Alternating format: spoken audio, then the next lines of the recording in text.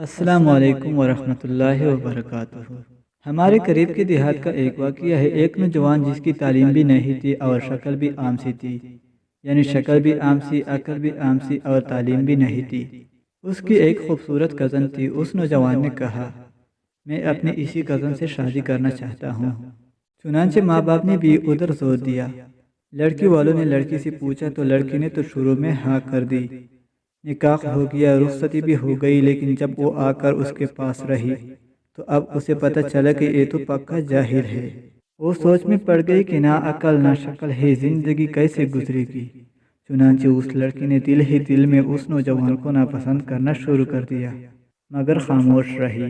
شادی کے 3-4 دن بعد عام طور پر دلہن اپنے ماں باپ کے گھر جاتی ہے۔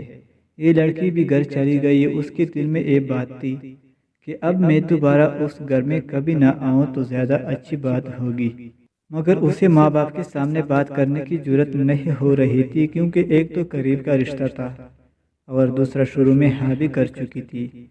انہیں ایک گاؤں سے دوسرے گاؤں جانا تھا۔ راستے میں اس نے خاوند سے کہا، مجھے پیاس لگی ہے۔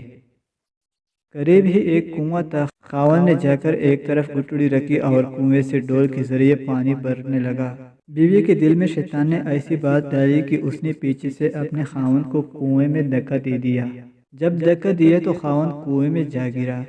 اس نے دل میں سوچا کہ اب یہ مرکب جائے گا اور ہمیشہ کے لیے اس سے جان چھوٹ جائے گی۔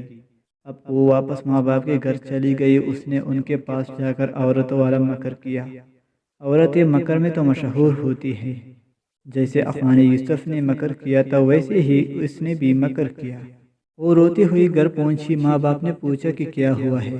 خاوند مجھے بٹھا کر کہیں چلا گیا۔ میں اتنی دیر تک اس کا انتظار کرتی رہی۔ میں اکیلی تھی، مجھے ڈر لگنے لگا۔ کوئی غیر مرد آ جاتا تو میرا کیا ہوتا۔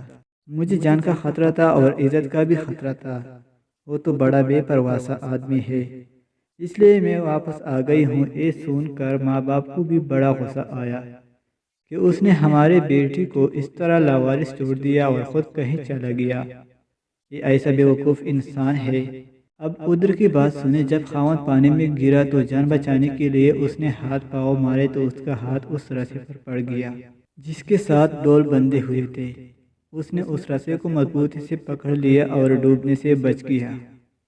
کافی دیر کے بعد اس نے ہمت کی اور آہستہ آہستہ رسے پر چڑھتے باہر نکل آیا۔ باہر نکل کر اس نے سوچا کہ میں کیا کروں۔ اس نے دل ہی دل میں کہا کہ مجھے توقع نہیں تھی کہ میری بیوی میرے ساتھ ایسا معاملہ کرے گی۔ کوئی بات نہیں، میں دوبارہ چلا جاتا ہوں۔ چنانچہ اب وہ دوبارہ سسرال کے گھر آیا۔ اتنے میں کپڑے بھی خشک ہو گئے تھے۔ جیسے ہی وہ سسرال کے گھر میں داخل ہوا تو لڑکی کے والدین نے اس کو بہت جلی کٹی سنائی۔ کہنے لگے، تو کیسا بے عقل انسان ہے کہ تو ہماری بیٹی کو اکیلے چھوڑ کر چلا گیا۔ تو بڑا بے پرواہ ہے، تجھے اس کا ذرا خیال نہیں۔ انہوں نے جو کچھ کہا اس نے خاموش سے سنا اور آخر میں صرف اتنا کہا کہ ہاں، مجھ سے غلطی ہو گئی ہے۔ بہرحال آپ اپنی بیٹی کو بھیج دیں، ہمیں گھر جانے میں دیر ہو رہی ہے۔ جب انہوں نے دیکھا کہ یہ بہت شرمندگی کا اظہار کر رہا ہے تو انہوں نے پھر بیٹی سے کہا، کوئی بات نہیں، اب تم چلے جاؤ۔ اب بیٹی تو چل پڑی، لیکن اس کے دل میں ایک بات بار بار آنے لگی کہ اگرچہ یہ ان پڑھ تھا، اگرچہ یہ بے عقل تھا، شکل بھی اچھی نہیں تھی، مگر اس نے میرے ماں باپ کے سامنے میرا عیب تو چھپایا ہے۔ اس کا دل بڑا ہے نا۔ اگر یہ میرے ماں باپ کے سامنے میری حرکت کھول دیتا تو میں تو ماں باپ کو چہرہ دکھانے کے قابل ہی نہ رہتی۔